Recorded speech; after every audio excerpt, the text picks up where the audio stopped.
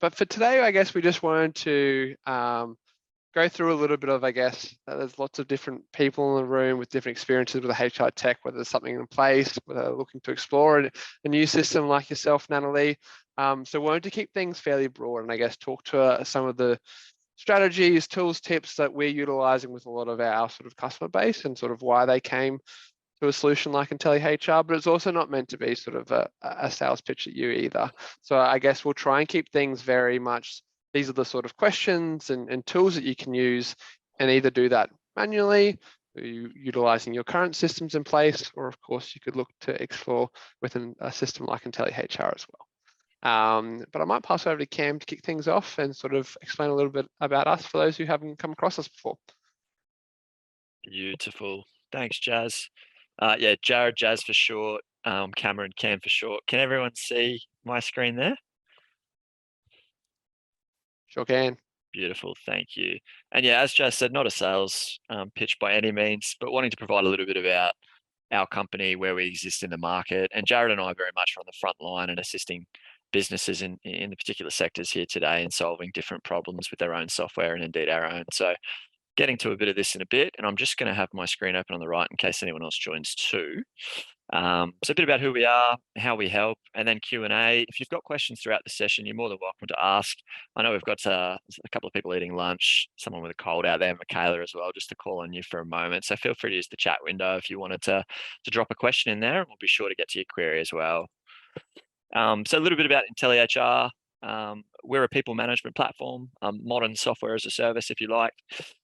We exist particularly across the employee lifecycle, so onboarding through to offboarding. We've got some real strengths in things like automation, engagement, one of the top rated platforms across APAC for our performance as well.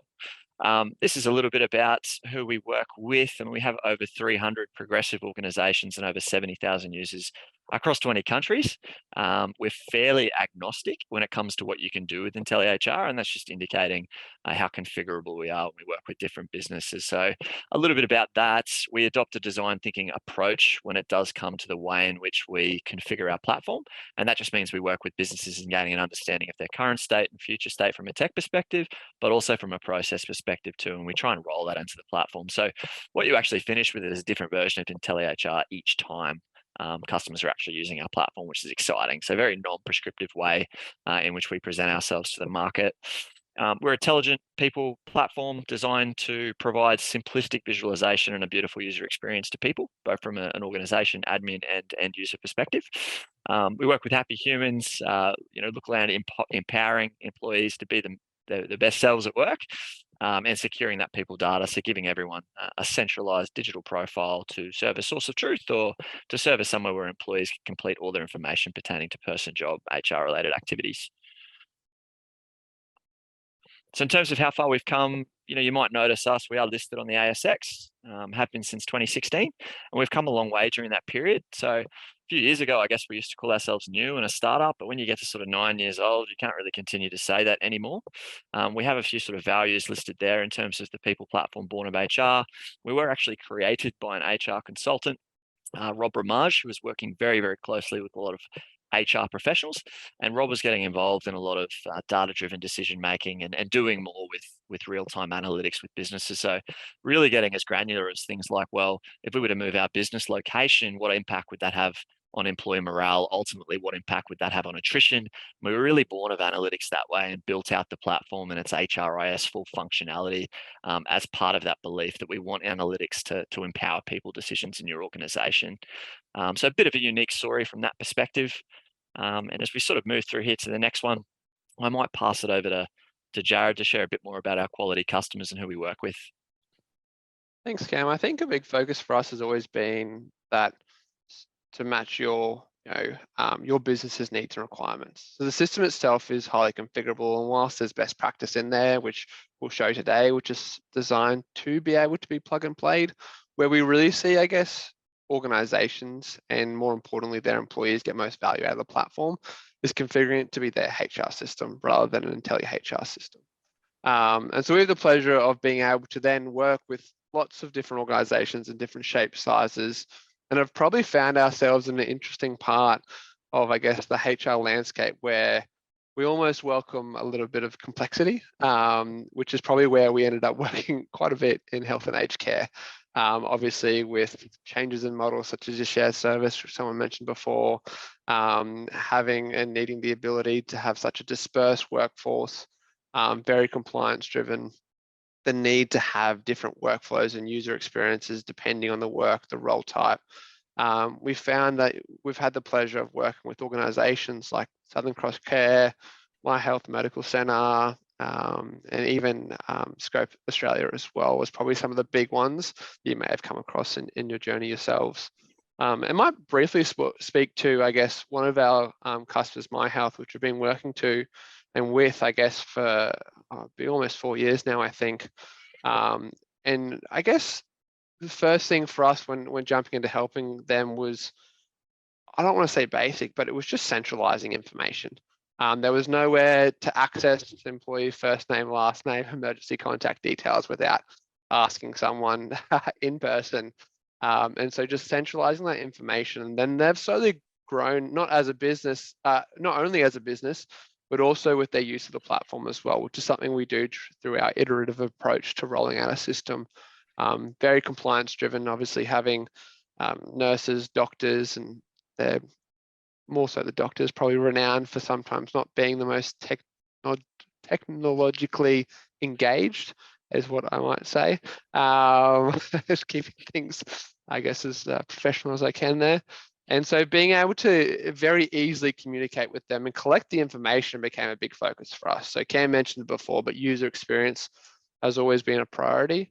And then once we got the compliance, the centralized data with My Health and their 1,300 staff members, the next bit was looking to engage them through simple check-in employee feedback processes to give them, especially as the business grew with lots more locations, there just became more barriers and more levels between, I guess, head office and their shared service model and those new locations that they were opening up, and giving doctors the access to provide that feedback, either back up to the initial organization or to the practice themselves, was a big focus of what we did when we sort of supported them through their engagement, which also then sort of linked into performance. And I guess that, again, sort of what we've touched on are areas that we'll touch on when we look at the system itself and show you examples of how we've worked with them, which Cam will run through in just a bit.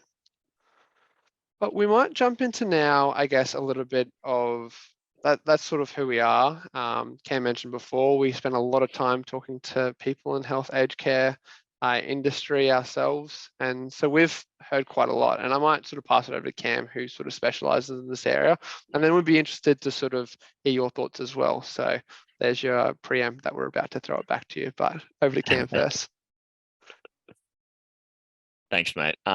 Yeah, look, with this one in particular, something that rung true from what Jared just sort of said there with the My Health story is, this ability to capture feedback, but also the ability to action that feedback, and particularly working with Scope Australia, working alongside Southern Cross Care. Commonly, businesses come to us with one, initial catalyst as to why they're looking at an HR platform. And in those instances, it was something really simple as we want to listen to our front line. We want to ensure they know they're heard, and then we want to action the feedback that they're providing to us. It's a very, very simple need, something that we can facilitate with continuous feedback. But as part of that journey with them, then it became more sophisticated requirements around things like, centralizing your HR ecosystem. Then it became, how do we audit proof our business? How do we risk proof our business as we continue to grow? And these are sort of some of the more recurring things we hear working across those large industries, working across those large businesses and the sector, is that first model, that continuous and real-time feedback model, just to provide businesses with that ear and provide them with actionable insights on the other side. Performance improvement tools. Look, everyone in the room is probably going to resonate with the fact that you tend to draw staff members that are already connected with the industry that want to work for you. And then it just becomes aligning that with the vision and the specific problems that your business is trying to solve. And performance improvement, particularly when we're talking in the sector, isn't about throwing someone on a PIP. It isn't about getting them out of the business as soon as possible, but it's more about bringing them back to where they started and why they started with the business. And these are some of the tools we have in the platform today that were actually created alongside customers. We actually have something called beta program at intelliHR, which enables you to shape features that we have in the platform. And these are some things that we're going to showcase to you today as well. Assisting our businesses, providing a pathway for succession to all staff. Quite often people, even at C-suite that Jared and I speak to, have spent 20, 25, 30 years at the business, and they started in the front line. And that's a really, really great story for businesses, understanding, the timeline and the journey that they went through to promote the fact that this is also possible for anyone in your business, and being able to mimic that in the platform so that we create opportunities with feedback and with a business process to get them to that level where a previous staff member has been. And the last one there, flagging, of course, compliance is going to be huge, and assistance in audit, risk-proofing business is something that's very, very recurring. Jared did prompt it, so we might throw it out to the group. What about you? We have asked the sort of quick question, why you're here, how can we help? But is there anything specific, a catalyst, if you like, of why you might be looking at an HR system, as opposed to sort of, skinny needs that might be around centralizing? Is there anything really in particular that you're looking to achieve with an HR platform? I can go to talk to that. I'll just turn my camera on, or maybe I'm not. Oh, there we are. Yes, I am. So apart from the obvious that we need an HR system, there's so many efficiencies that we need to make, particularly now we're heading down a different economic outlook, and we have no ability to capture metrics, which is really difficult then to convince business of change when you've got nothing to show them. This will be a bad cost. How much? Which is basically what we're doing at the moment. So yeah, it's all about the metrics, super important, but also then the ease of onboarding. We're so heavy-handed when it comes to administration. We need to be able to do our recruitment, end-to-end recruitment, in a much more automated way. Paper cost, people cost, all those things. So we're looking for it to make a large impact on the business in terms of cost, both hidden cost and obvious cost. Thanks, Ruth. Quite often the most difficult part is demonstrating that return on investment from an HR perspective to the inner workings of the business, and displaying, why it's so valuable and why we need it now. So I appreciate the share. Any other brave speakers out there? The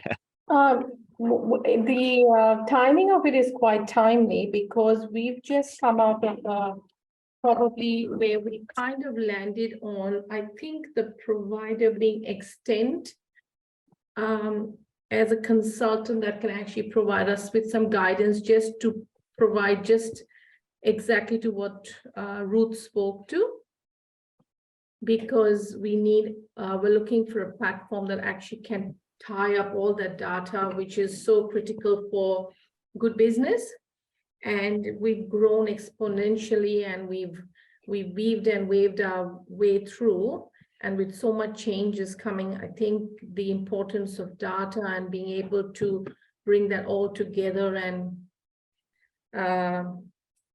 kind of help with the business decisions is crucial for us. And I was wondering if this is what intelliHR could actually provide or cater to. Yeah, absolutely, Mary. And it's very similar to something Ruth brought up there in, understanding that change is going to impact the business, and getting ahead of that change, making sure we have core metrics and a core understanding of the return on investment a platform would provide to any business. So based on what you've just provided, absolutely, as you continue moving through your growth journey, we're a business that exists to assist that growth journey. And we'll get into a few tools and tips and tricks of where we might be able to assist there as well. You don't mind me have big motor mouth saying one more thing, because I know a lot of you are here from the healthcare industry. I'd be super interested to know how you're going from an HR perspective with the SHADS changes, because that is affecting our bottom line so enormously, and we're hoping with those metrics we can help. And I don't know if you boys, Jared and Cameron, are kind of all over those terrible. Do you have an award interpreter? We'll get into award. Sorry, I know I'm jumping ahead. No, Ruth, I think throwing that question out to the group is fantastic. Part of the reason we're all here is for you guys to connect. So we might park the part about award interpretation for when Jared and I cover best of breed. But to your first question, interested to throw it out to the group.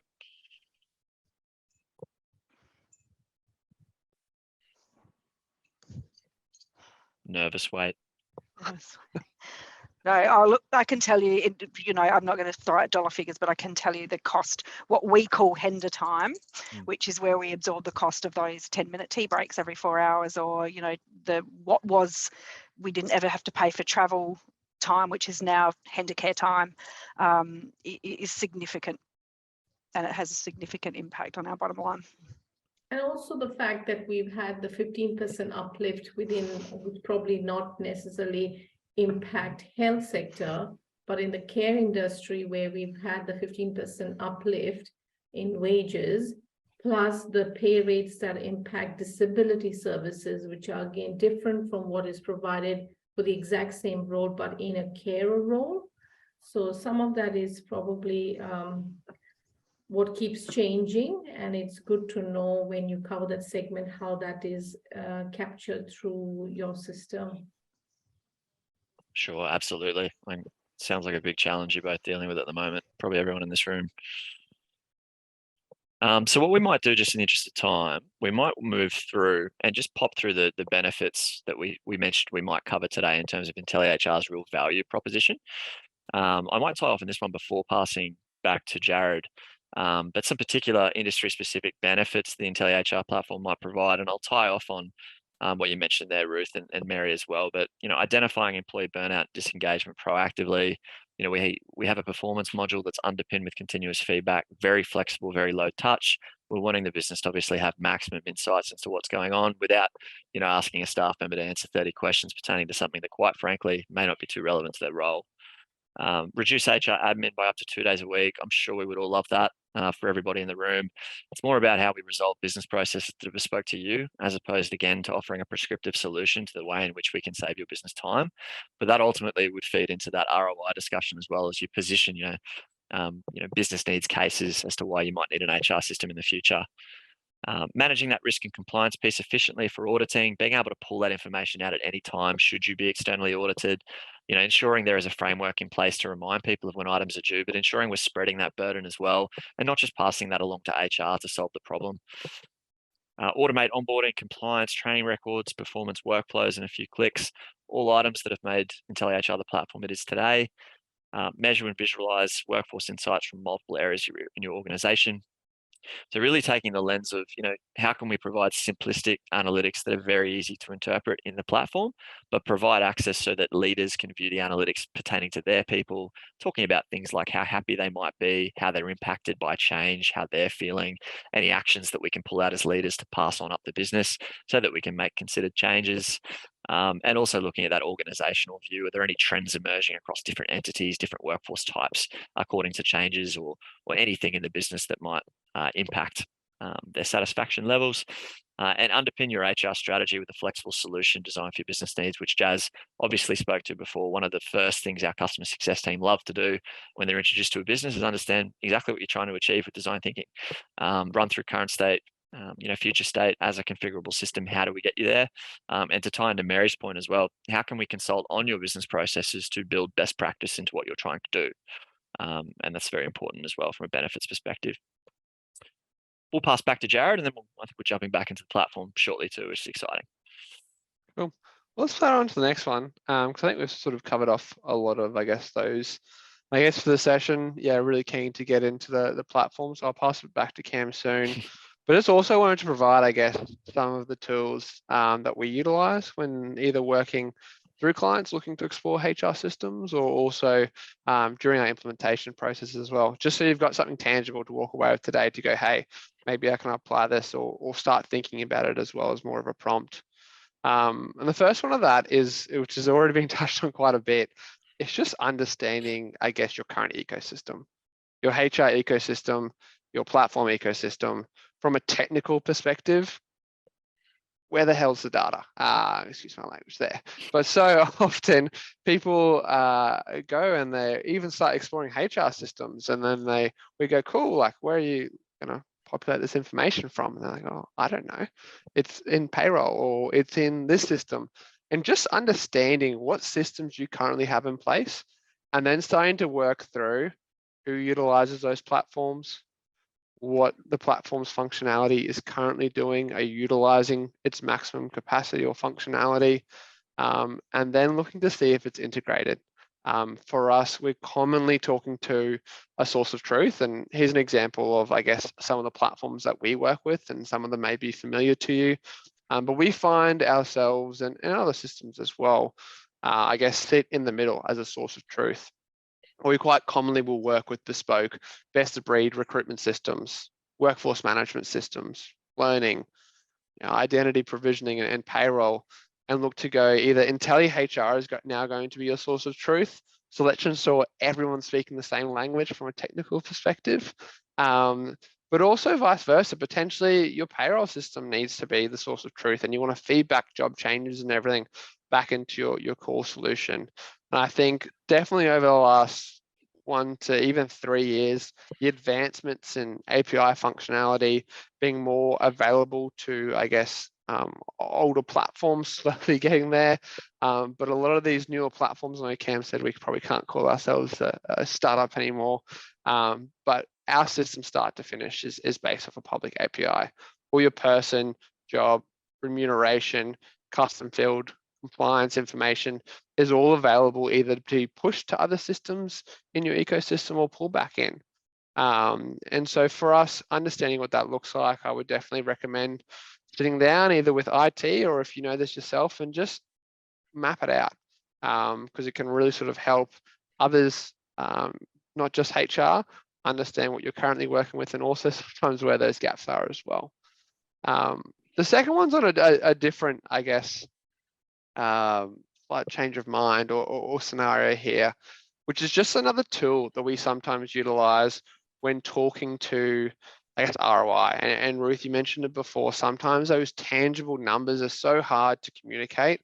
A lot of the reasons we came into business is because of the analytics, where operations, finance, marketing, they can bring all these fancy platforms to the boardroom table or to leadership meetings, and HR sometimes just doesn't have the data in an easily digestible format to present back. And this is one tool that we like to use. We've obviously got quite a lot, but we call it the employee return of investment curve. Simple in premise, but you can pull a lot of tips and tricks and bring a lot of, I guess, the rest of your team who may not be sort of, I guess, HR professionals along this journey as well. And we split it up into 3 main areas. The first one's going to be the onboarding. So this is onboarding a new employee. Immediately, you all know they're not a profitable employee. You've either sunk costs through recruitment, through training, and getting them sort of up to speed. And then you see there's that ROI critical point, which is that first blue circle that you're working around. This is the first time that new employee hopefully has been onboarded efficiently and automated, which is where we do a lot of work with our clients with, but you're starting to see them start performing in their role. Fingers crossed, they're going to increase their performance. And then we're aiming to get them to that top of that peak of this little curve, which is what we call peak profitable performance. That's where the business, I guess, is getting most bang for their buck for the expenses that they're spending for this employee. And I know this curve can be quite numbers focused when looking at employees, but there's a lot of, I guess, intangible as well that can add into this, which is what pulls through from our engagement and feedback processes we've spoken to quite a bit. We then want to keep this person, no worries, Natalie, thanks for that. Happy Friday. We then want to keep that peak profitable performance as long as possible. So in this instance, we can see it lasts for just a little bit, and then we start to see a decline. Now, you've got 2 options here at that second circle.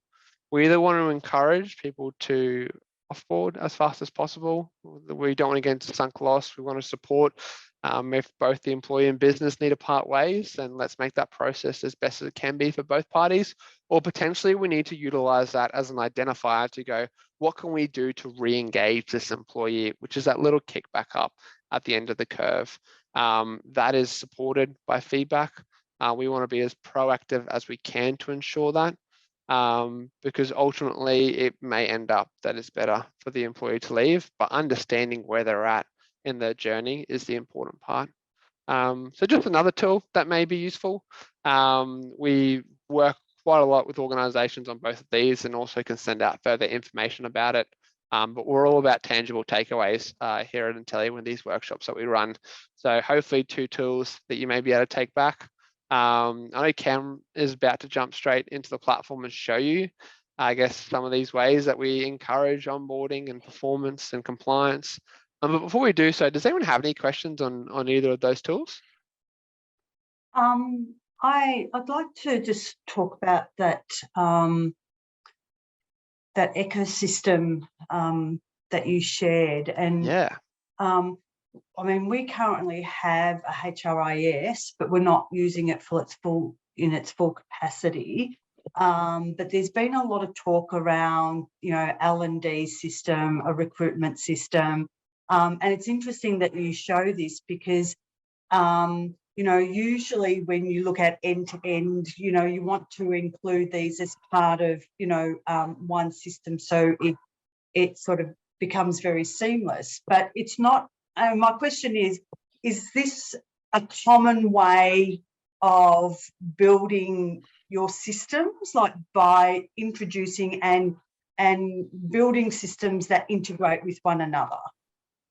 100%. And I'm glad you brought it up, Joe, because I think, again, similar to the change in the market, I think the HR industry has definitely sort of got on board with what we call a best of breed ecosystem. I guess to date, people have opted into their payrolls HR solution, and then you're like, oh, I'm stuck with this, but it's not really what I want or chose or designed for my needs. And that happens across the board, where you may get one system and try and fix everything. But by going for breadth of functionality, you really miss out on the depth. And with that comes your implementation, your support services. And so we encourage, hey, we focus on this part, which is pre-onboarding to offboarding, with big focuses in between on performance, compliance, analytics. We think we do all right at that section, and so do our clients.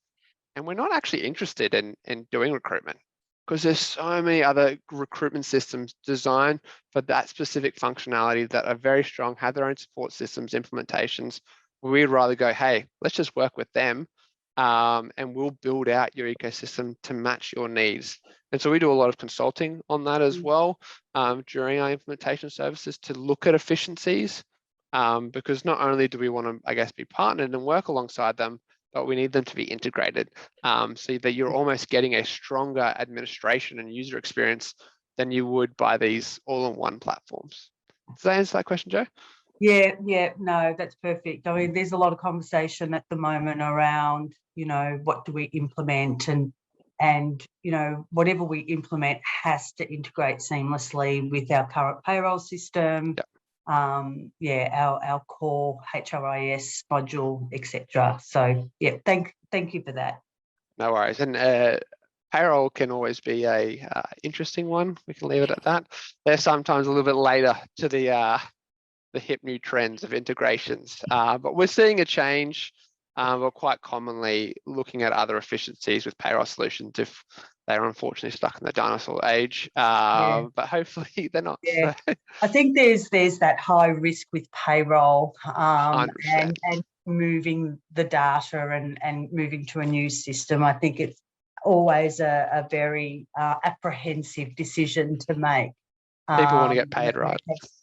Well, as an organisation, you want to pay your people, right? 100%. Excellent. Does anyone else have anything to add before Cam jumps into the platform? Excellent. Over to you, Cam. Thanks, Jazz. And look, for anyone afterwards that, if you wanted a friendly chat with Jazz or I, one of the consultants at intelliHR, feel free to reach out.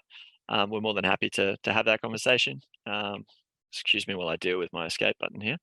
And walk through an ecosystem, potentially what it looks like now and what it could look like with Intelli or another platform as well, without even promoting the use of intelliHR or anything like that. So today, as I said, and Jared said it earlier, we're not going to focus on a demonstration necessarily of the platform.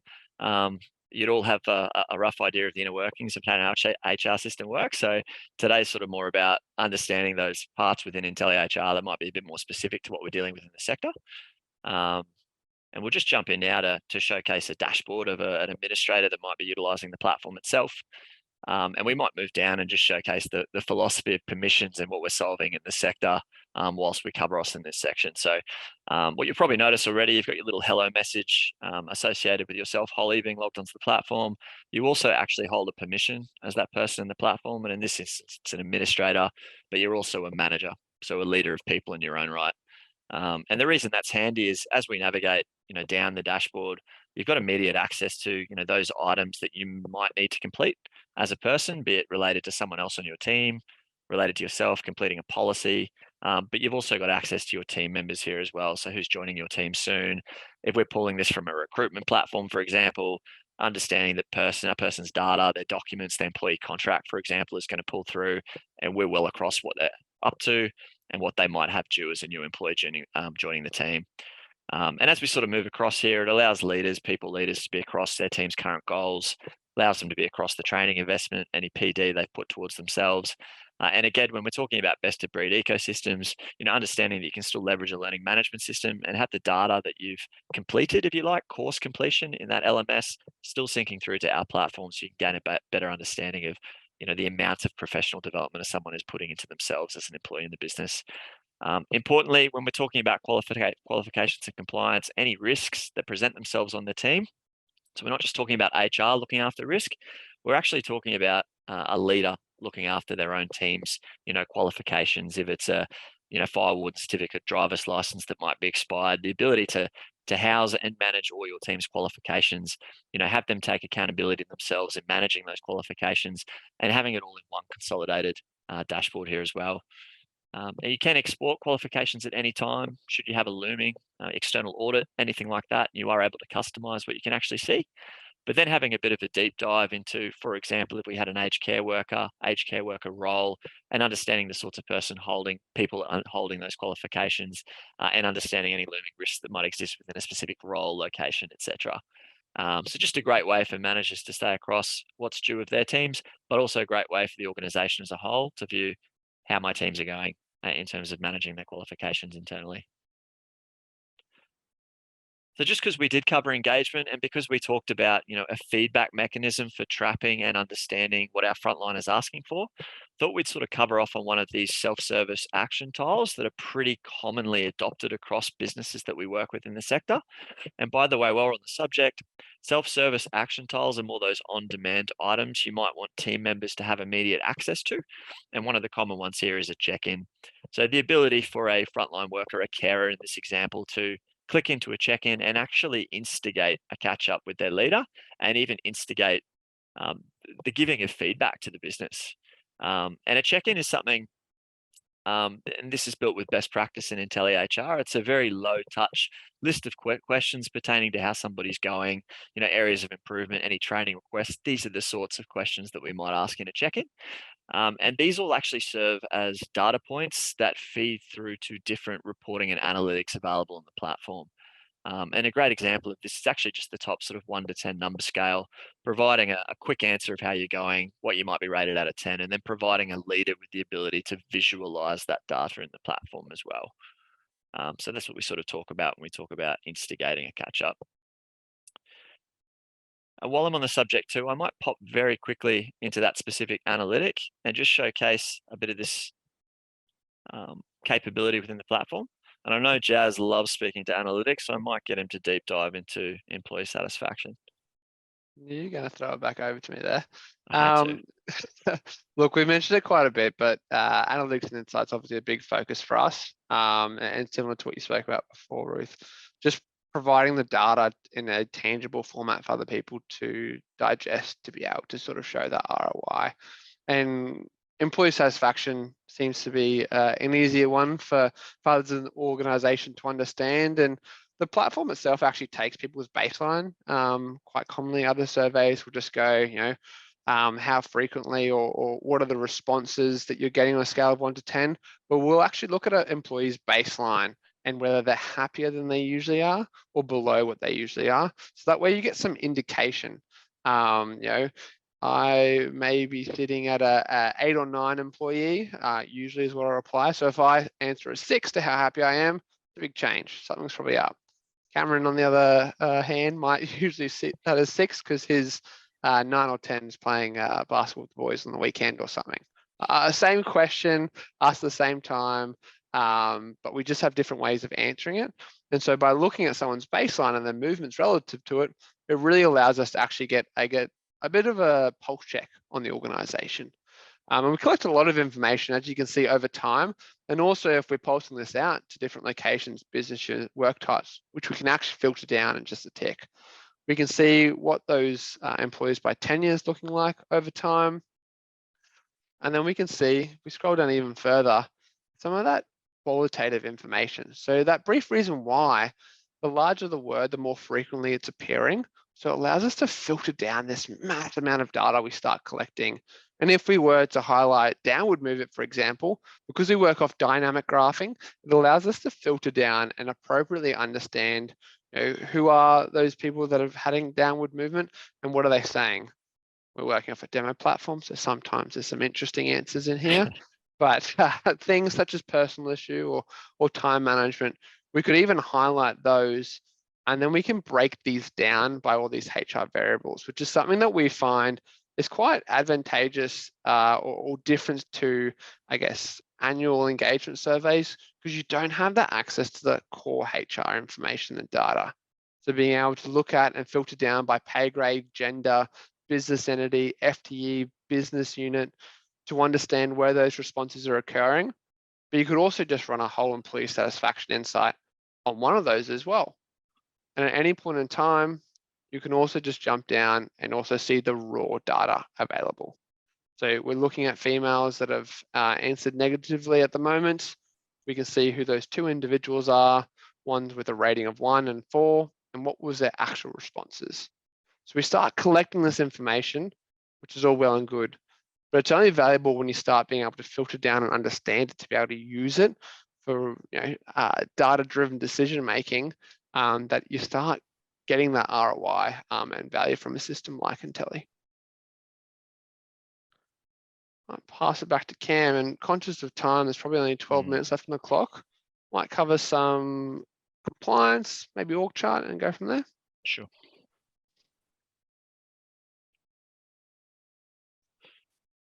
Sure. So Jared mentioned before, as part of ecosystem, discovering whether or not intelliHR might be source of truth. We can sit downstream from payroll, upstream, in between a recruitment system, in front of an LMS, for example. And a big part of that is understanding whether or not we're going to be the source of record in the first instance. Either way, we can still generate a dynamic org chart for your business, just allowing people to have a very visual look at where they report, where they sit in the business, and the ability to look at, as you continue to change, what the business's reporting structure looks like in the future, but indeed in the past as well. So this is an example of an org chart that might be available in intelliHR. And we've also got the ability here to use the options field and search potentially ahead of time, what the organization structure looks like. If intelliHR is your source of record for any changes, as soon as you make a change on an employee profile, it will be reflected immediately here as well. And that includes backdating and future dating any changes made in the system. The advantage of maybe using an intelliHR to capture changes in the first instance is this ability to thread engagement throughout an onboarding workflow, for example, or a sideways movement if you were to move an employee up across, for example. So the ability to automate a lot of what your administrative duties might be, and then have that automatically populated in the org chart there as well. It is a shareable feature. Quite often in the sector, we're coming across organizations with boards. You are actually able to share this org chart with anyone in the organization or outside it, and they've got full functionality within the organization chart itself. And just in lieu of time, we might quickly jump into workflows because they did allude to it as well. We are very unique in the sense that we, during an implementation, will build out all workflows in your business bespoke to your organization. And that includes design thinking business processes, current state and desired future state. So really aiming to get the best of processes in an ideal world into the platform for you.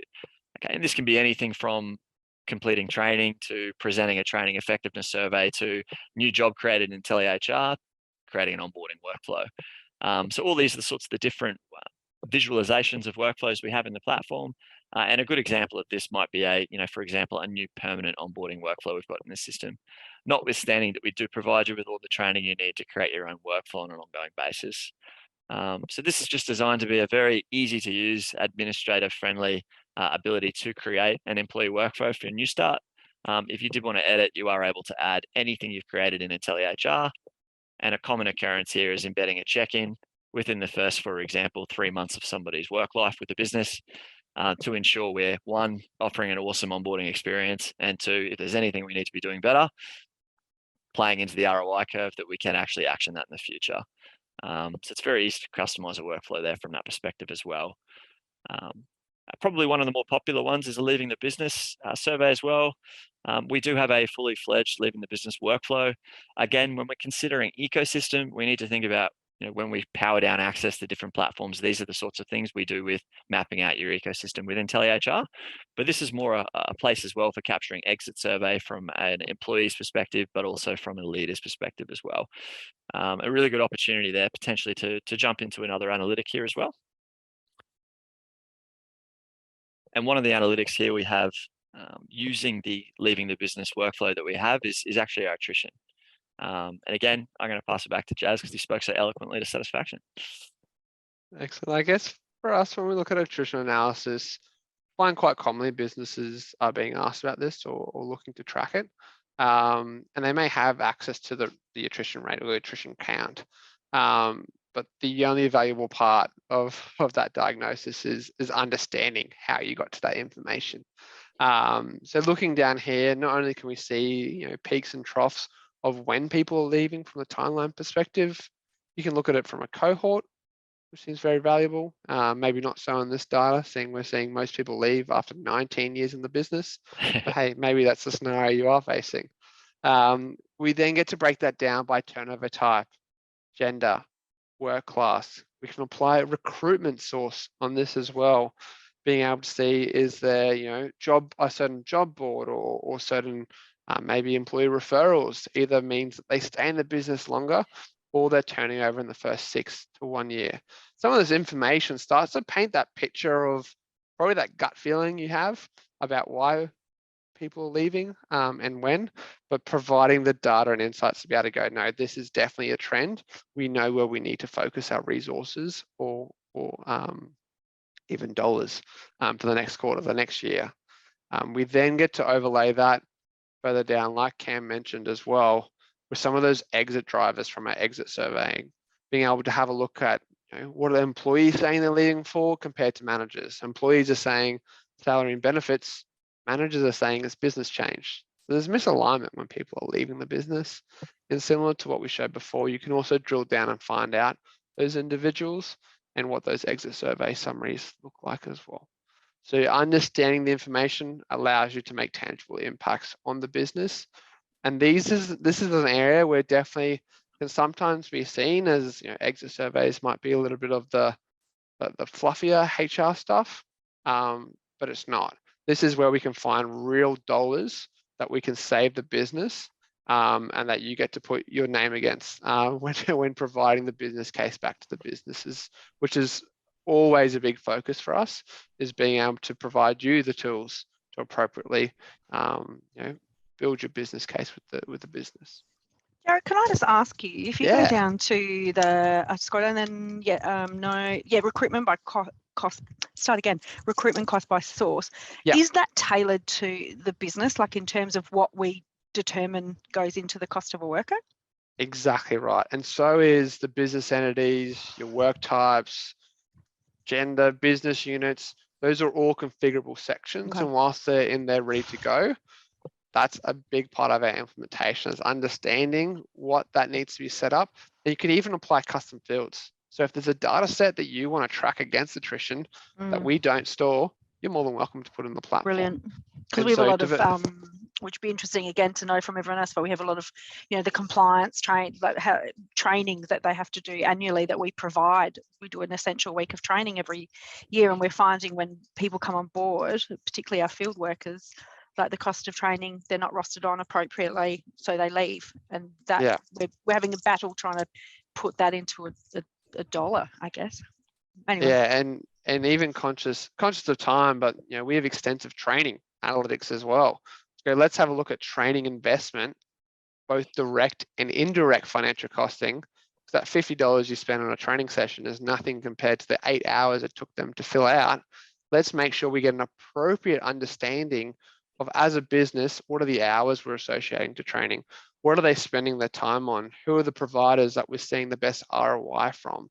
And breaking that down through all those variables, again, I mentioned, and not only providing this to you, but also potentially providing it to your heads of departments or team leaders or practice managers, and they can have access to just their teams. We'll lock off all the other information, but you can start giving managers and leaders within the business the appropriate data and tools to manage and lead, which again, it's all about the data when it comes down to that. Can I just ask a quick question back on the Yeah. that flows through, I see in that exit interview, which I really liked, around leaders and some of their feedback on exit, and tracking who their supervisors were and some of that information. One of the challenges for us being 24/7 is that sometimes our staff aren't reporting to just one person. So there might be 2 or 3 care team leaders that share the responsibility for that area. How do you cover that off in your org chart? It's kind of something that we're trying to get our heads around at the moment. There's a few different ways we can tackle it. Quite commonly, we may see that just being supported by concurrent jobs. So if they have multiple roles, we can support them and they'll be available and have multiple different direct reports and be on the org chart if they have different FTEs. But probably to answer your question, I imagine it's just a rotating managers that they see. You can also have you'll have one direct report, but you also may have a supervisor, and a supervisor has its own area for including notes. And so you can have different layers of, I guess, interaction with employees, whether that's them leaving a note, as Cam's brought up here, on the employee profile, so that's recorded for other people who are on a similar level to be able to view about the employee. It can be a difficult one. I guess the question back is, what are you looking to achieve and get? And then we build the platform to support that. But it's been something we've come across quite a lot, especially in aged care, with rotating rosters, and being able to even have potentially, you may not report to someone, or you may report to someone, but they don't do any of the admin because a practice manager who's in charge of location does all the admin. So they need to see all the admin stuff, but when it comes to employee feedback, it needs to go to your shift manager. So things like that, we build out the different, I guess, reporting structures to map that out. So hopefully that provides some clarity. Cool. Very conscious of time. There's probably there's definitely lots more we can show you in the platform. Focus on compliance, even just looking at the employee profile, but we may leave that there for people who are interested in seeing a full system demonstration of the platform. Was there any other sort of burning questions with 2 minutes left on the clock that people would like or are interested in our thoughts around? Just briefly, could you describe how automated the recruitment part of it is? Like, I want to know, is it the responsibility of the candidate to upload things? Is it fairly seamless?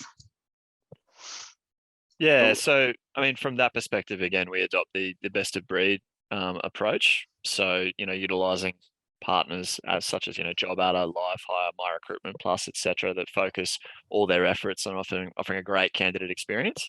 And what we actually do is just provide a really simplistic method for you to then have that employee's information or candidate information flow through the intelliHR.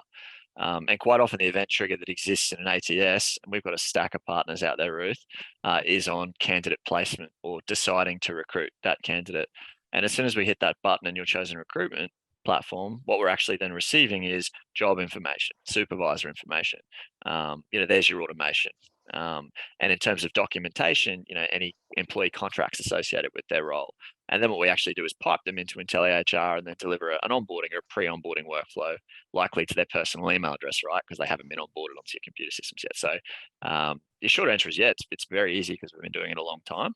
It's just about what sort of business process you're trying to achieve. Thank you. Excellent. Well, we'll probably pull up stumps there. We want to thank everyone for joining in the workshop. I know sometimes it's easy to go to one of those webinars and just sit in the background, but we appreciate everyone's engagement and questions.